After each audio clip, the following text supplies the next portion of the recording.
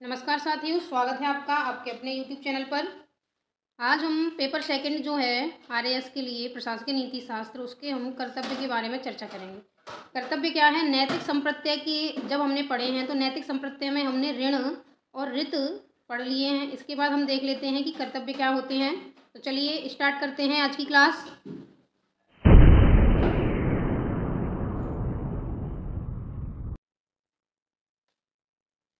तो देखिए, सबसे पहले हमें जानना है कर्तव्य। कर्तव्य क्या होता है? तो मेरा प्रश्न है आपसे, क्या कर्तव्य बाहर से आरोपित है? बाहर से आरोपित है क्या? अब आप कहेंगे कि जी, संविधान में हमें दिए हुए हैं हमारे मूल कर्तव्य, लेकिन हम संविधान नहीं पढ़ रहे, हम पढ़ रहे हैं क्या? नीति शास्त्र। और नीति शास्त्र में प्रत्येक बात क्या है? अंतर की, अंतरात्मा की, आंतरिक। जो भी कार्य होंगे वो आंतरिक होंगे, आंतरिक प्रेरणा से होंगे। यहाँ बाह्य दबाव कोई कार्य नहीं कर रहा है। किसमें? नीति शास्त्र में। ठीक है, तो जब नीति शास्त्र में बाह्य दबाव नहीं है तो इसमें भी कर्तव्य में बाह्य दबाव होगा? नहीं होगा। इसका मतलब नीति शास्त्र के जब हम कर्तव्य पढ़ रहे हैं तो ऐसे कर्तव्य कहाँ से होंगे? आंतरिक होंगे। ठीक है, साथ ही साथ आंतरिक के होने के साथ साथ बाध्यकारी भी होंगे, लेकिन बाध्यता इनकी जो होगी वो नैतिक होगी। देखिए, बाध्यता को आप समझिए। एक तो आपको ये बाह्य और आंतरिक समझ में आ गया। देखिए, मैं आपको एक ढंग से वापस समझाती हूँ। जब भी हम पढ़ते हैं, किसी भी कार्य को करने के लिए हमारे पास दो स्थितियाँ होती हैं। एक तो हमारी होती है आंतरिक, हम अपने स्वेच्छा से करते हैं, और एक होती है बाह्य। ठीक है, क्योंकि हम नीति शास्त्र पढ़ रहे हैं और आपको पता है नीति शास्त्र में हम किसी भी मनुष्य के ऐसे कर्मों का अध्ययन करते हैं जो उसके स्वैच्छिक होते हैं। स्वैच्छिक का करते हैं ना, ऐसा तो नहीं कि किसी बाह्य दबाव में किए गए हैं उनको हम बताएं कि ये उचित हैं अनुचित हैं, ऐसा नहीं है ना। इसका मतलब अगर हम कर्तव्य की बात कर रहे हैं नीति शास्त्र के की, तो नीति शास्त्र का कर्तव्य कैसा है? आंतरिक है, बाह्य दबाव से नहीं है। ठीक है, एक बात तो ये समझ में आ गई। दूसरी बात आती है बाध्यता की।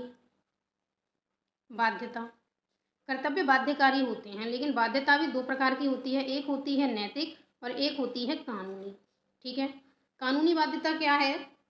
जैसे मान लीजिए कि आप घर में रिवॉल्वर नहीं रख सकते, कानूनी बाध्यता है। ठीक है, मतलब अगर आपके पास है उसका लाइसेंस तो एक अलग बात है, लेकिन जनरली आप नहीं रख पाएंगे विदाउट उसके लाइसेंस के। कानूनी बाध्यता है। नैतिक बाध्यता क्या है? नैतिक बाध्यता ये कहती है कि हमें हिंसक नहीं होना चाहिए, ऐसी स्थिति में घर में रिवॉल्वर रखना आवश्यक नहीं है। जी, नैतिक बात हो गई, क्योंकि रिवॉल्वर क्या है? हिंसा को जन्म देगी, और आपकी जो नैतिकता कहती है वो हिंसा के विरोधी है। इसका मतलब नैतिक बाध्यता क्या है? इसलिए कानूनी बाध्यता क्या है कि सरकार ने नियम बना रखे हैं, अगर आप उनका पालन नहीं करोगे तो आप दंड के भागी होंगे। ठीक है, और भी उदाहरण आप समझ सकते हैं। जैसे कि हमें पत्नी के साथ आपने प्रताड़ना देखी होगी। ठीक है, पत्नी के साथ जैसे कि मारपीट करते हैं, कुछ भी करते हैं। कानूनी बाध्यता क्या है? नहीं करनी है, क्योंकि सरकार ने कानून बना रखे हैं, और अगर आप उनका पालन नहीं करेंगे और आपकी शिकायत होगी तो आप दंड के भागी होंगे। ठीक है, वही नैतिकता क्या कहती है? नैतिकता ये कहती है कि पति और पत्नी दोनों एक दूसरे के पूरक हैं, और क्योंकि दोनों ही मानव हैं तो किसी के साथ भी जो भी आप व्यवहार कर रहे हैं, मारपीट कर रहे हैं, इस प्रकार की जो प्रताड़ना है वो नहीं होनी चाहिए। ठीक है, ये नैतिकता कहती है। तो अगर हम नीति शास्त्र की बात करें तो नीति शास्त्र इसको नहीं मानता, कानून को। नीति शास्त्र कहता है सब कुछ नैतिक होगा, आंतरिक होगा। तो कर्तव्य क्या है? कर्तव्य है नंबर 1 आंतरिक, नंबर 2 इनमें होती है नैतिक बाध्यता, कानूनी बाध्यता नहीं। दो बातें हमें समझ में आ गई हैं। ठीक है, और कर्तव्य एक तरीके से क्या है? उत्तरदायित्व है। उत्तरदायित्व की भावना है ना। जैसे हमें बड़ों के पैर छूने चाहिए, बड़ों के पैर छूने चाहिए। ठीक है, हमें बड़ों के पैर छूने चाहिए, ये एक बात हुई। ठीक है, तो इसमें क्या है? एक उत्तरदायित्व है। किस चीज़ का उत्तरदायित्व है? बड़ों के सम्मान का।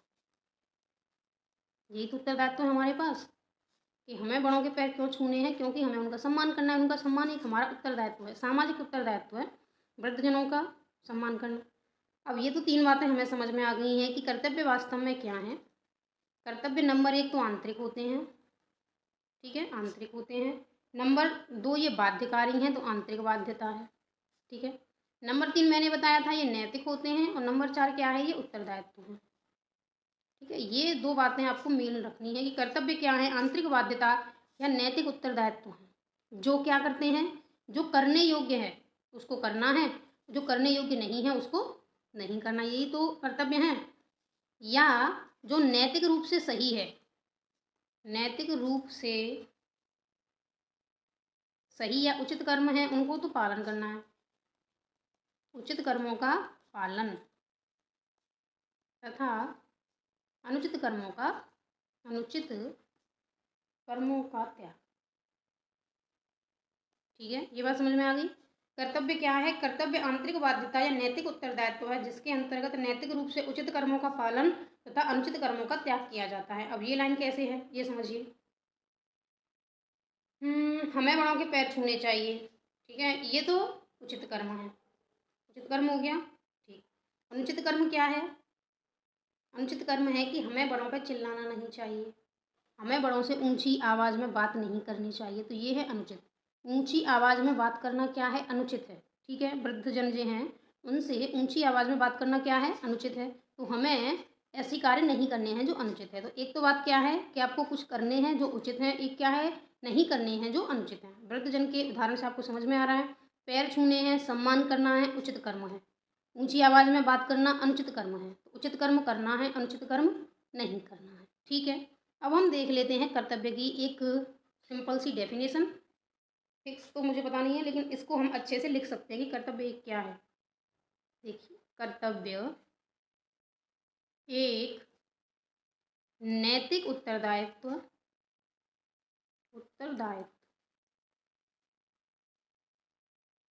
या आंतरिक बाध्यता है। ठीक है, नैतिक उत्तरदायित्व या आंतरिक बाध्यता है जिसमें नैतिक नियमों के अनुरूप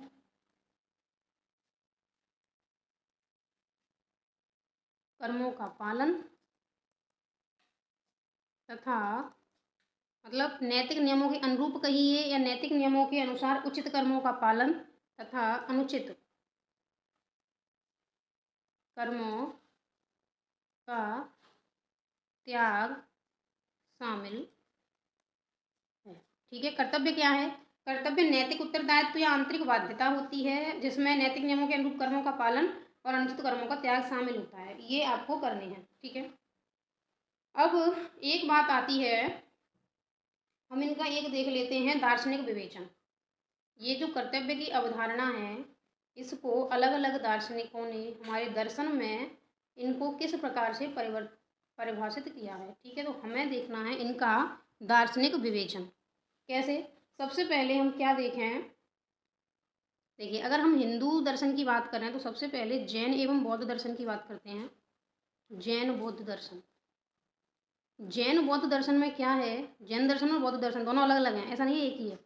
दोनों ही दर्शनों में आपको बताया गया है कि त्रिरत्न का पालन, त्रिरत्न एवं अष्टांगिक मार्ग का पालन ही कर्तव्य है। ठीक है, क्या बताया गया है, त्रिरत्न एवं अष्टांगिक मार्ग का पालन क्या है, कर्तव्य है।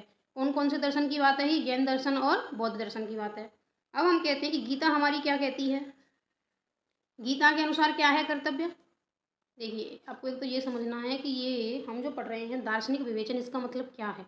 इसका मतलब है कि दर्शन शास्त्र में कर्तव्य को विभिन्न मतों ने किस प्रकार से परिभाषित किया है, ये बात समझ में आ गई। जैन एवं बौद्ध दर्शन ने परिभाषित किया है त्रिरत्न एवं अष्टांगिक मार्ग के रूप में। त्रिरत्न एवं अष्टांगिक मार्ग जो है उसका पालन करना ही कर्तव्य है। ठीक है, कर्तव्य वास्तव में अभी परिभाषा हमने पढ़ी है, क्या है कर्तव्य, कर्तव्य है उचित कर्मों का पालन, अनुचित कर्मों का त्याग। जैन और बौद्ध दर्शन क्या कहते हैं कि त्रिरत्न एवं अष्टांगिक मार्ग का पालन क्या है, कर्तव्य है। ठीक है, फिर आती है बात गीता की। गीता के अनुसार कर्तव्य क्या है, तो गीता के अनुसार स्वधर्म का पालन ही कर्तव्य है।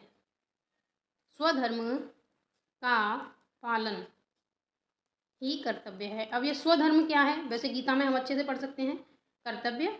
स्वधर्म क्या है, इसको थोड़ा सा देख लें। स्वधर्म है आपके वर्ण एवं आश्रम व्यवस्था के अनुसार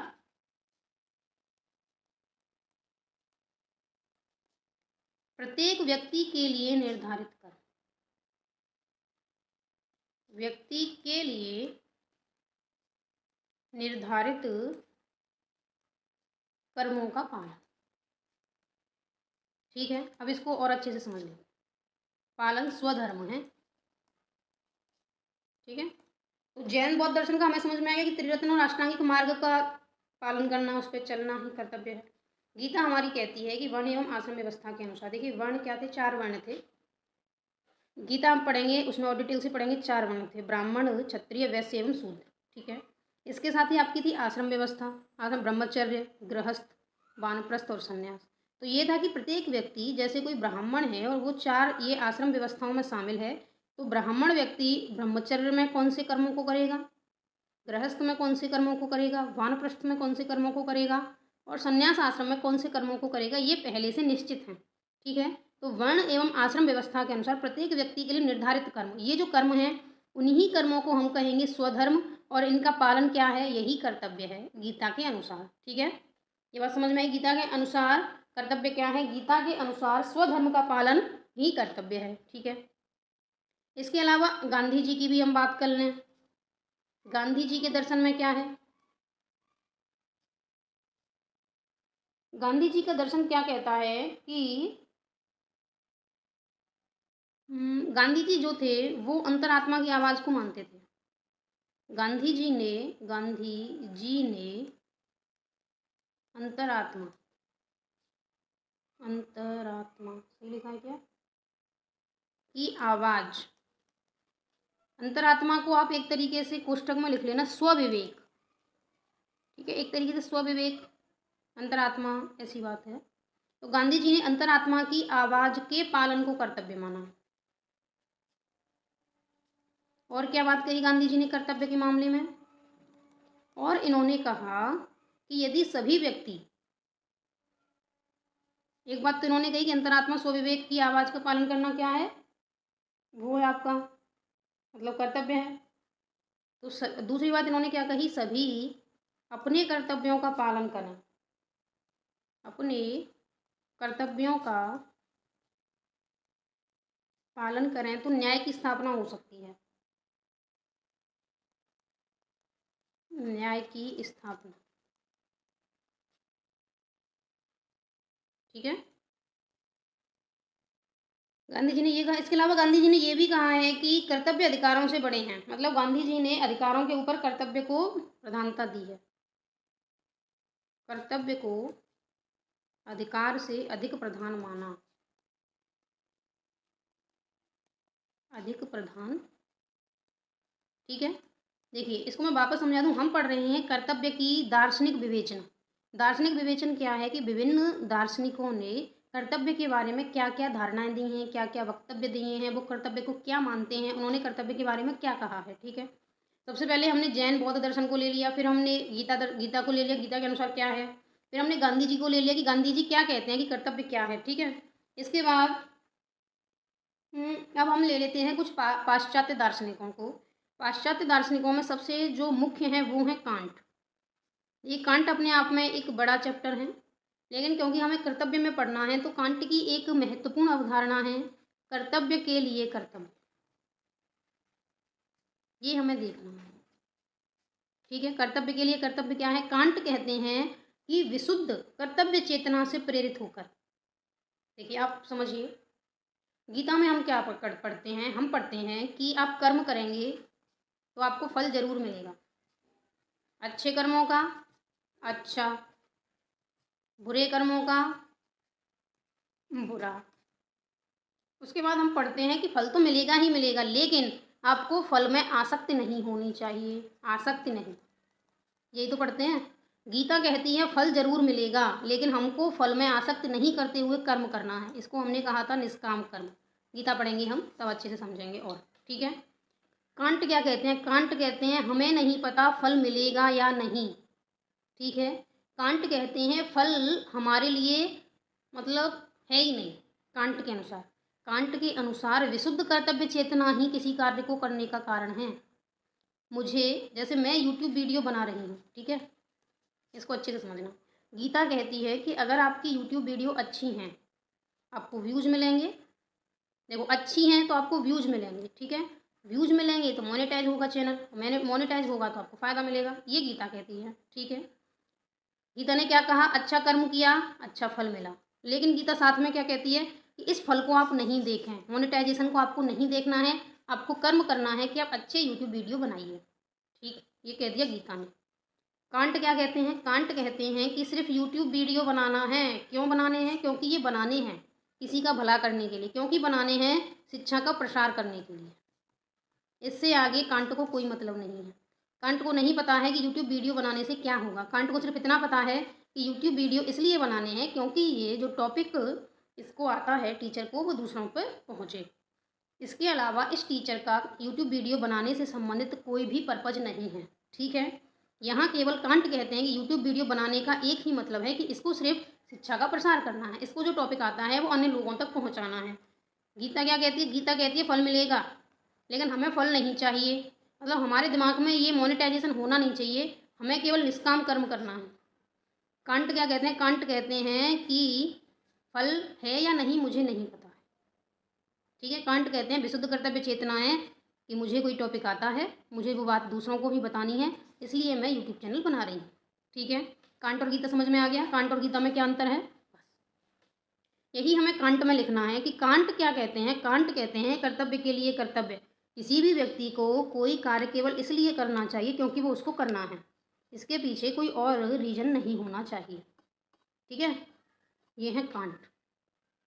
कांट एकदम निर्मोही हैं, उन्हें किसी भी बात से कोई मोह नहीं है। इस संसार में क्या है क्या नहीं, नहीं, ये मैं उनको पर्सनल जान के नहीं कह रही हूँ, मैं इस लाइन के आधार पर कह रही हूँ। केवल इस लाइन के लिए मैं कह रही हूँ कि कांट के अनुसार मुझे नहीं पता संसार में फल जैसी कोई वस्तु विद्यमान है कि नहीं है, मुझे नहीं पता मेरे कर्मों के बाद क्या परिणाम निकलेंगे, लेकिन मैं कर्म केवल इसलिए कर रहा हूँ क्योंकि इनको करना मेरा कर्तव्य है, सिर्फ इतनी सी बात है, ठीक है। तो कांट का हम कर्तव्य के लिए कर्तव्य सिद्धांत लिख लें। क्या कहते हैं? कांट कहते हैं कि पूर्ण रूप से कर्म फल या फल आकांक्षा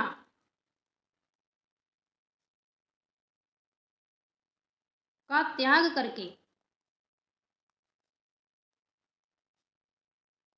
केवल विशुद्ध कर्तव्य चेतना चेतना से प्रेरित होकर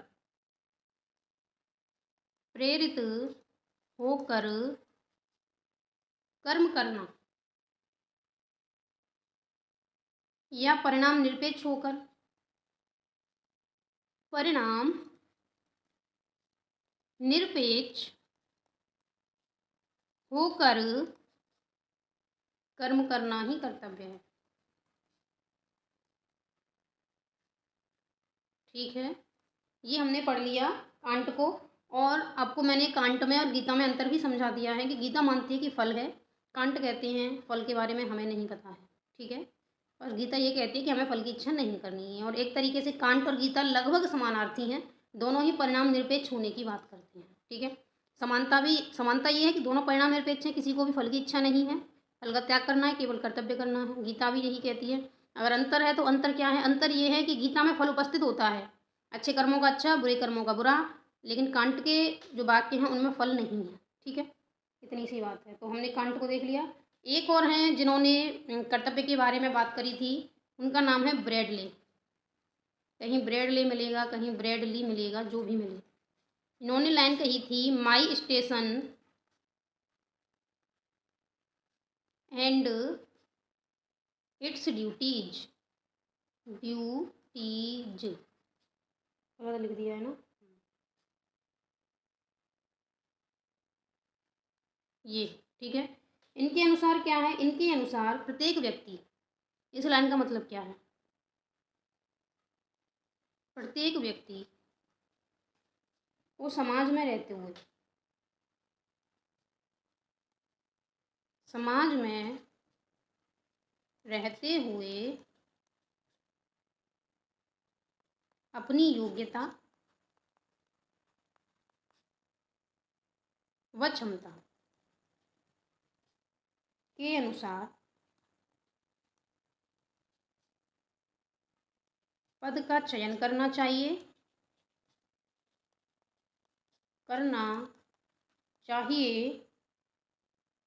तथा उससे जुड़े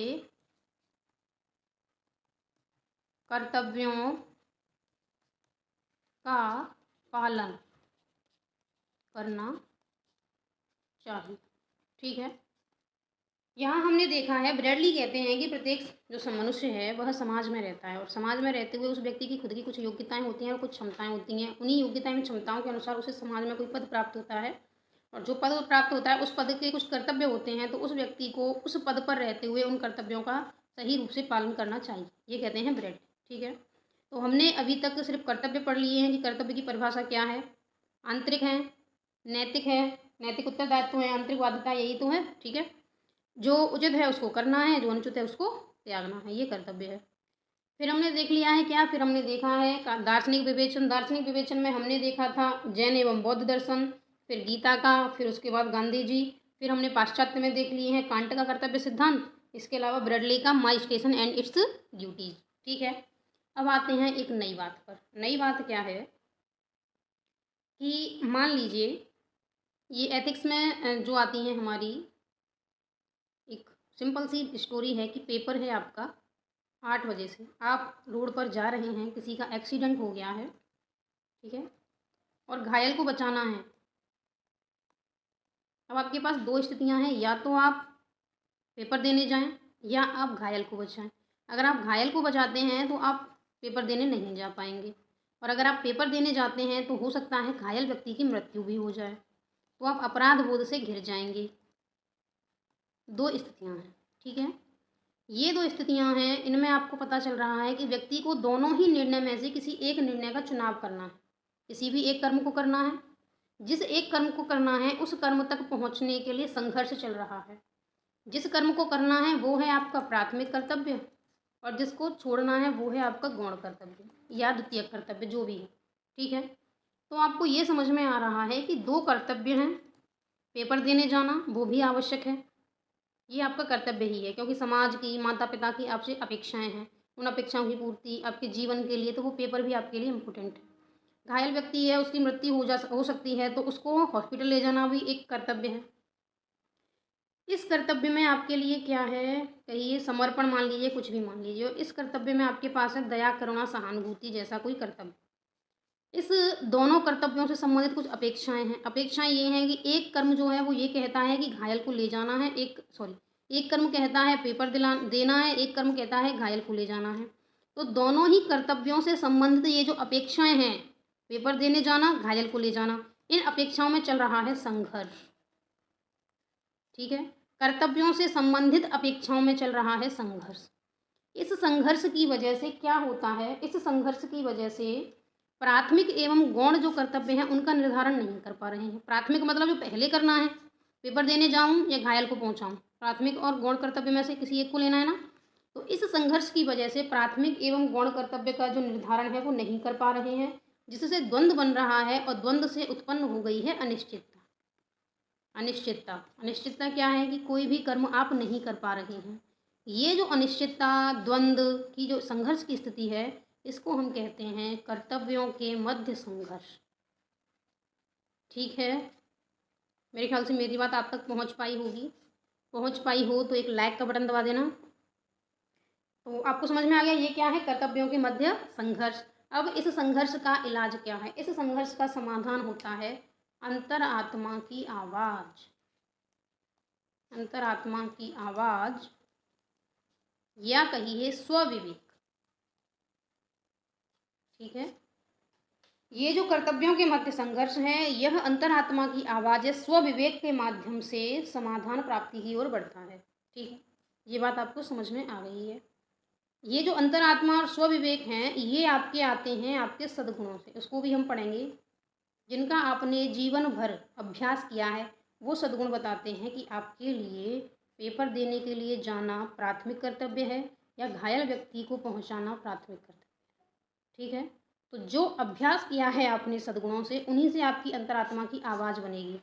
आपका व्यवहार, आपके मूल्य, ये सब मिलके आपको बताएंगे कि आपको प्राथमिक कर्तव्य के रूप में किसको चुनना है। तो जब भी कर्तव्यों के मध्य संघर्ष होगा तो आपकी अंतरात्मा की आवाज़ या स्वविवेक आपको निर्णय प्रदान करेंगे। ठीक है, तो अब इसकी लिख लेते हैं डेफिनेशन। क्या है कर्तव्यों के मध्य संघर्ष? लिखिएगा, दो या दो से अधिक कर्तव्यों से जुड़ी अलग अलग अपेक्षाओं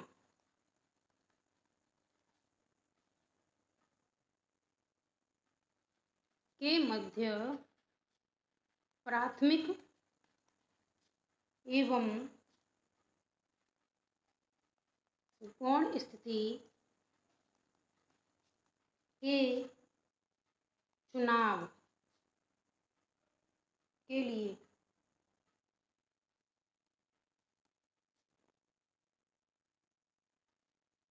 द्वंद्व, यही तो कि निर्धारण ही तो करना है कि कौन से हमें पहले करना है, कौन सा बाद का है। प्राथमिक एवं गौण स्थिति के चुनाव के लिए द्वंद्व, जिससे अनिश्चितता उत्पन्न होती है। अनिश्चितता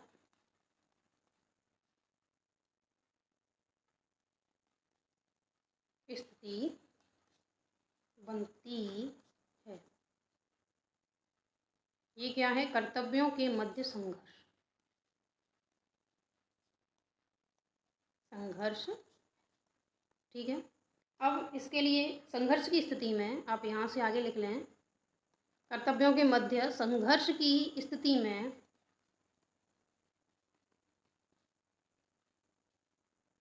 अंतरात्मा या स्वविवेक, अंतरात्मा का निर्णय लिख लें, अंतरात्मा का निर्णय या स्वविवेक समाधान प्रदान करता है। ठीक है, देखिए इसको एक और उदाहरण से मैं और अच्छे से समझा दूं कि कर्तव्यों के मध्य संघर्ष क्या है। एक है बेरोजगार व्यक्ति, ठीक है, हमारे जैसा, मेरे जैसा।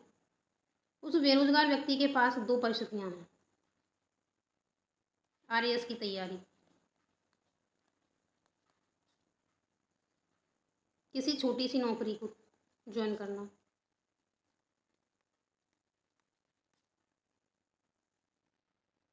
ठीक है। अब ये जो बेरोजगार व्यक्ति है या ये जो मैं हूँ, ठीक है, मेरे लिए इन दोनों परिस्थितियों में चल रहा है द्वंद्व, क्योंकि आरएएस की तैयारी के लिए भी अपेक्षाएं हैं और नौकरी ज्वाइन करने के लिए भी हमारी इच्छा है। अब इन दोनों में कर्तव्य हैं, इन दोनों ही कर्तव्यों में चल रहा है द्वंद्व कि कौन से कर्तव्य को मैं प्राथमिक मानूं, कौन से को मानूं द्वितीयक। ठीक है, द्वंद्व चल रहा है तो निर्णय ले नहीं पा रहे हैं, निर्णय नहीं है तो अनिश्चितता आ गई है। आ गई कि नहीं? यही क्या है? कर्तव्यों के मध्य द्वंद्व की स्थिति बन गई है। अब प्रश्न है कि हमारी अंतरात्मा कैसे जवाब दे देगी या हमारा स्वविवेक कैसे जवाब दे देगा। इसको सुनिएगा, अगर मेरे पास रोटी के लिए भी नहीं है पैसे, ठीक है, रोटी खाने की भी व्यवस्था नहीं है, तो मैं इसको प्राथमिक कर्तव्य मानूंगी, क्योंकि उससे आएंगे पैसे और पैसे से आएगा खाना। ठीक है, लेकिन अगर मेरी स्थिति ऐसी है कि मेरे परिवार वाले मुझे सपोर्ट कर सकते हैं 2 साल 4 साल, जितनी भी साल, तो मुझे छोटी नौकरी ज्वाइन करने की आवश्यकता नहीं है, मैं आरएएस की तैयारी कर सकती हूँ। तो ये स्वविवेक से आया है। हमारी परिस्थितियों ने, हमारे तरफ जो वातावरण है, हमने जो महसूस किया है, हमारे जो व्यवहार में आई हैं बातें, उनसे हमारे मस्तिष्क में जो पहुंचा है, हमारे हृदय तल में जो पहुंचा है, जहाँ से स्वविवेक का निर्माण हुआ है, उसने बताया है कि अगर मुझे खाना चाहिए तो मुझे एक प्राइवेट 4000 6000 की भी नौकरी ज्वाइन करनी है तो वो करनी ही है। वहीं मेरे ही स्वविवेक ने मुझे बताया है कि मेरे परिवार वाले ऐसे हैं कि मुझे 4-6 साल अभी झेल सकते हैं, मेरा भरण पोषण कर सकते हैं, तो क्यों ना आरएएस की तैयारी कर ली जाए। तो इस प्रकार से हमारा स्वविवेक हमें निर्णय करने में सहायता प्रदान करता है। ठीक है, तो कर्तव्यों के मध्य जो संघर्ष की स्थिति है, मेरे ख्याल से आपको बहुत अच्छे से समझ में आ गई होगी। अब देख लेते हैं एक नेक्स्ट जो कर्तव्य में है, देखिए, कर्तव्यों के कुछ भेद होते हैं, हालाँकि मुझे नहीं पता है कि आरएएस में कभी पूछा जाएगा कर्तव्य के भेद, मतलब कर्तव्य कितने प्रकार के माने गए हैं। तो प्रत्येक दार्शनिक अपने हिसाब से बताते हैं कि भैया मेरे हिसाब से 2 कर्तव्य हैं, किसी ने कहा नहीं इतने कर्तव्य हैं। सबसे पहले तो कांट जी को देख लेते हैं। कांट महोदय कहते हैं कि कर्तव्य 2 प्रकार के होते हैं। कांट महोदय क्या कहते हैं? कांट कहते हैं 2 प्रकार के कर्तव्य हैं, एक कर्तव्य है पूर्णबंधी और दूसरा कर्तव्य है अपूर्णबंधी। अपूर्णबंधी, ठीक है। पूर्णबंधी कर्तव्य, जैसे मैंने आपको बता दिया, कानूनी बाध्यता से संबंधित हैं।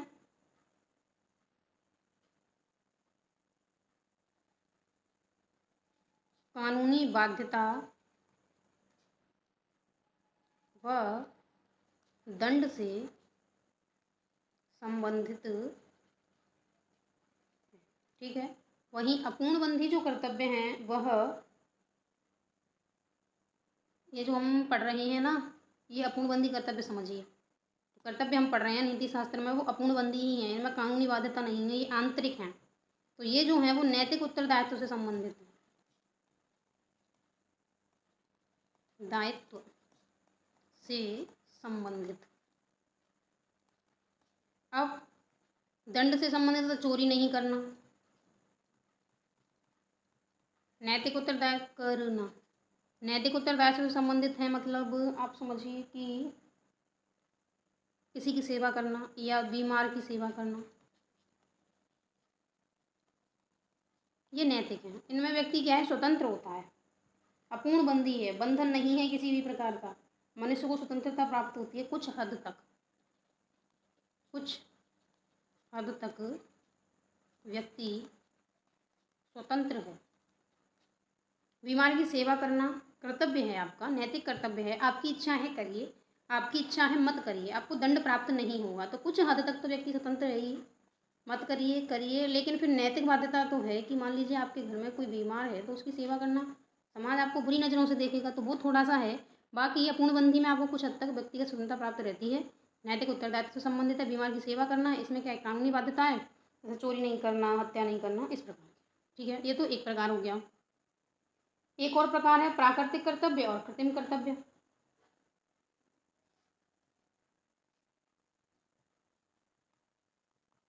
प्राकृतिक कर्तव्य, कृत्रिम कर्तव्य। वैसे मुझे, हालांकि मैं आरपीएससी में नहीं हूँ, लेकिन हो सकता है ये भी आ जाए, हो सकता है भैया कि ये पूछा जाए कि कर्तव्य का प्रशासन में क्या महत्व है। प्राकृतिक कर्तव्य क्या हैं? वे कर्तव्य हैं जिनका अंतरात्मा से संबंध है। अंतर आत्मा की आवाज,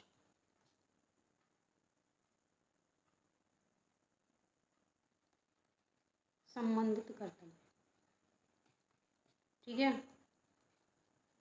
कृत्रिम कर्तव्य क्या है? बाह्य आचरण से है,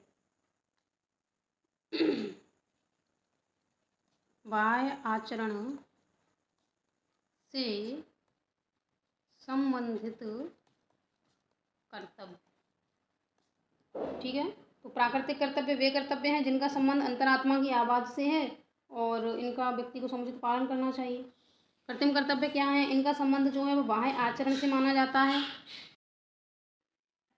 कर्तव्य का एक और भेद माने गए हैं, मतलब अगर हम ये देखें कि एक और भेद माना जाए तो क्या हो सकता है? सीमित व्यक्तिगत या विशिष्ट कर्तव्य।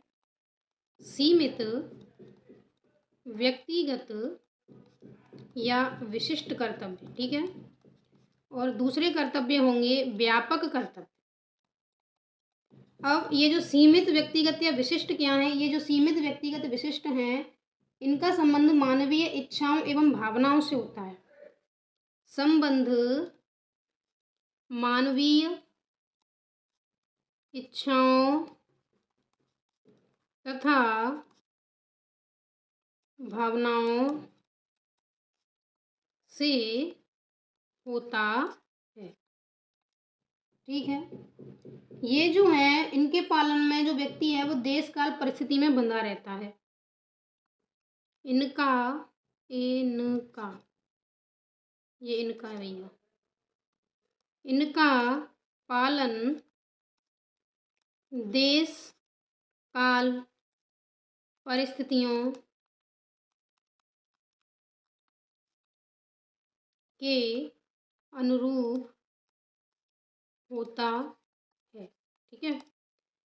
व्यापक कर्तव्य क्या है? व्यापक कर्तव्य ऐसे कर्तव्य होते हैं जो सभी पर समान रूप से लागू होते हैं और इनका संबंध व्यक्ति की इच्छाओं से नहीं होता है। ठीक है। ये देश काल परिस्थितियों से परे माने जाते हैं। इनका संबंध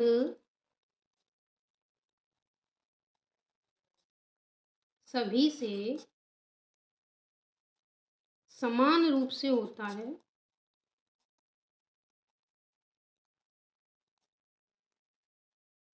तथा यह व्यक्ति की इच्छा भावनाओं व्यक्ति की इच्छा भावना से बंधे नहीं होते। ठीक है। अब इनको उदाहरण से समझते हैं। देखिए क्या है कि घर में थोड़ा सा काम चल रहा है तो हो सकता है नॉइस हो, दिक्कत आ रही हो, थोड़ी सी दिक्कत हो सकती है। तो संबंध क्या है? मानवीय इच्छाओं भावनाओं से होता है सीमित का। इसको आप इस तरीके से समझिए कि ये देशकाल परिस्थितियों के अनुरूप होते हैं। ठीक है।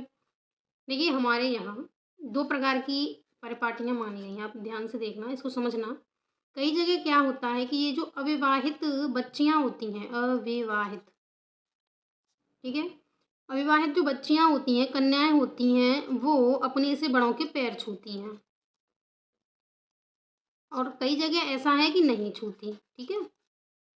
अब ये जो स्थिति है, देखो देश काल परिस्थिति से संबंधित है ये। पैर छूना एक विशेष उसमें परिवेश में, विशेष जगह पर एक अच्छे उसमें माना जाएगा कर्तव्य में। ठीक है। वहीं हमारे यहाँ या एक ऐसे परिवेश में जहाँ बच्चियाँ पैर नहीं छूती हैं, हमारे यहाँ मतलब मैं जिस एरिया में रहती हूँ वहाँ केवल विवाहित जो हैं वही पैर छूती हैं अपने से बड़ों के। तो हमारे यहाँ जो है वो जो अविवाहित हैं उनके पैर छुए जाते हैं। तो ऐसी स्थिति में हमारे यहाँ ये जो कर्तव्य है वह कर्तव्य बच्चियों पर लागू नहीं होगा कि आपको पैर छूने हैं। नैतिक कर्तव्य होगा कि नहीं, तो वो बच्चियों के लिए लागू नहीं होगा। तो जो सीमित कर्तव्य हैं, जो व्यक्तिगत हैं, जो विशिष्ट हैं, वो इस प्रकार से होते हैं। व्यापक कर्तव्य क्या है? जैसे दया है, करुणा है, सहानुभूति है। ये कुछ ऐसे कर्तव्य हैं जो व्यापक हैं। ठीक है। और भी आप लिख सकते हैं जो व्यापक कर्तव्य हैं। ये सभी पर सभी प्रकार से लागू होते हैं। व्यक्ति की इच्छा है, नहीं है, भावना है, नहीं है, इससे बंधे हुए नहीं हैं। सभी में दया होनी चाहिए, करुणा होनी चाहिए, सहानुभूति होनी चाहिए। इस प्रकार के ये रहते हैं। ठीक है। अब हम ये देख लेते हैं कि ये जो कर्तव्य की अवधारणा हमारे सिलेबस में दे रखी है, इस अवधारणा का प्रशासन में क्या महत्व है।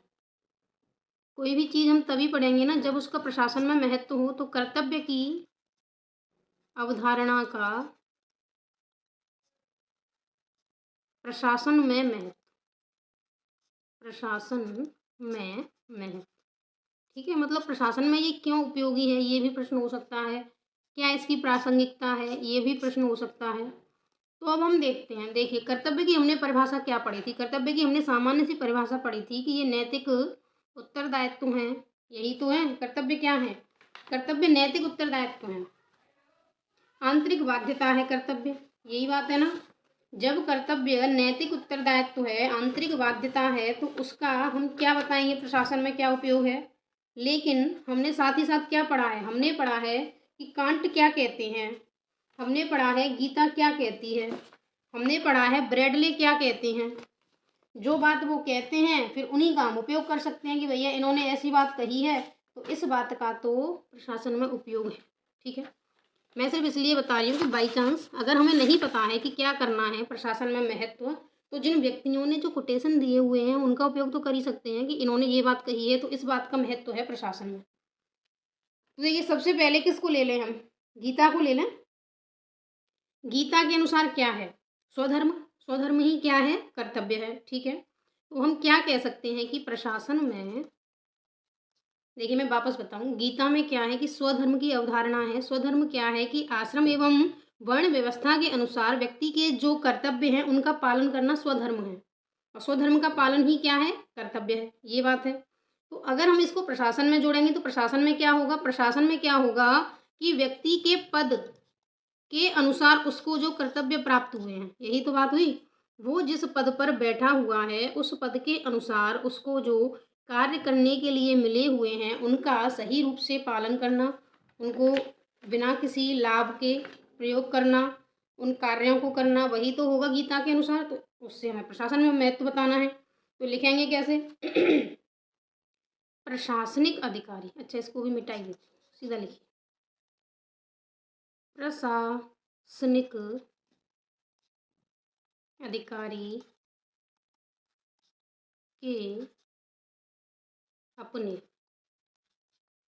पद पर रहने से निर्मित कर्तव्यों का पालन पूर्ण निष्ठा तथा परिणाम निरपेक्ष होकर करने से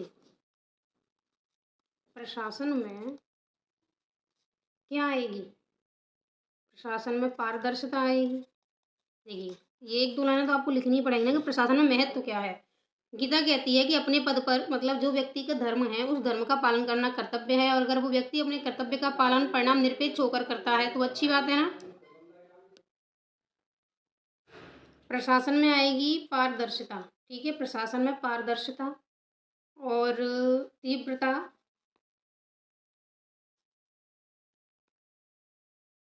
आएगी, एक तो ये फायदा हो जाएगा। ठीक है, अब देखिए, क्योंकि गीता का जो है और ब्रेडली का जो है माई स्टेशन एंड इट्स ड्यूटीज लगभग सेम सा ही है, तो ब्रेडली वाला भी हम ज़्यादा नहीं दिखा पाएंगे यहाँ पे। ठीक है, गीता हमने दिखा दिया। अब कांट के जरूर हम लिख सकते हैं, कांट की जो बात उन्होंने कहा है उसका क्या महत्व हो सकता है कि प्रशासनिक अधिकारी द्वारा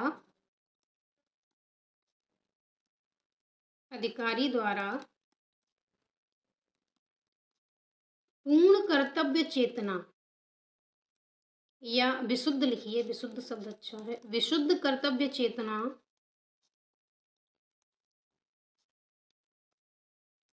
चेतना से प्रेरित होकर फलाकांक्षा से मुक्त होकर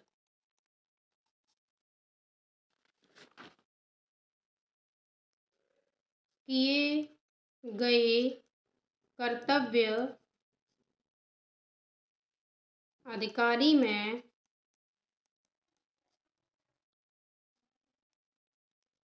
सत्यनिष्ठा, ईमानदारी,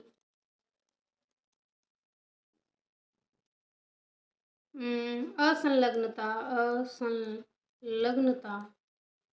जैसे प्रशासनिक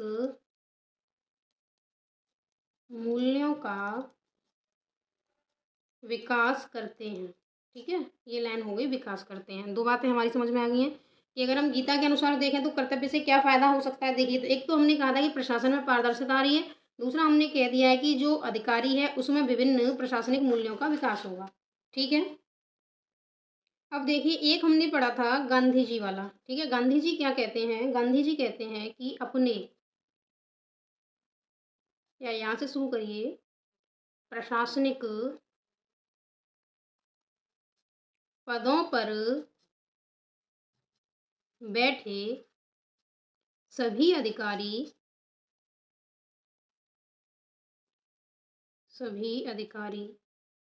अपने लिए या अपने कर्तव्यों का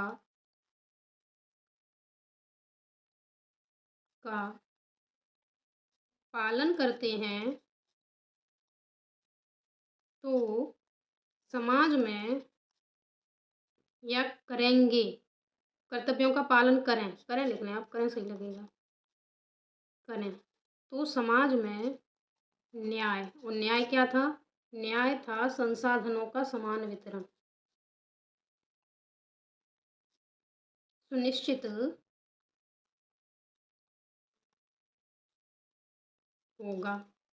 ठीक है, मतलब प्रशासनिक पदों पर बैठे व्यक्ति जिसका जो कर्तव्य है वो अपने कर्तव्य का सही रूप से पालन करे, तो क्या होगा, न्याय सुनिश्चित हो जाएगा, मतलब संसाधनों का समान वितरण मिलेगा समाज में। इसके अलावा एक और क्या कह सकते हैं कि कर्तव्यों के मध्य संघर्ष की स्थिति अंतरात्मा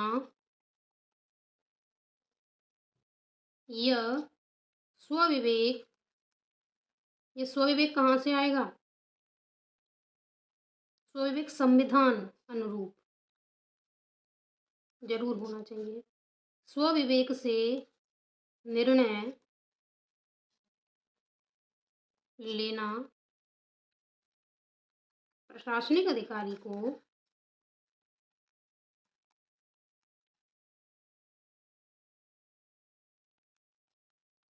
समाज के प्रति समर्पित एवं लोकप्रिय बनाता है। ठीक है, तो ये हमने कुछ महत्व देख लिए हैं कर्तव्यों के प्रशासन के अंतर्गत, कि प्रशासन में क्या क्या महत्व हो सकते हैं। तो अगर आपको मेहनत अच्छी लगी हो तो वीडियो को लाइक करें, शेयर करें, चैनल को सब्सक्राइब करें। मिलते हैं अगली क्लास में, तब तक के लिए राधे राधे, जय श्री कृष्णा।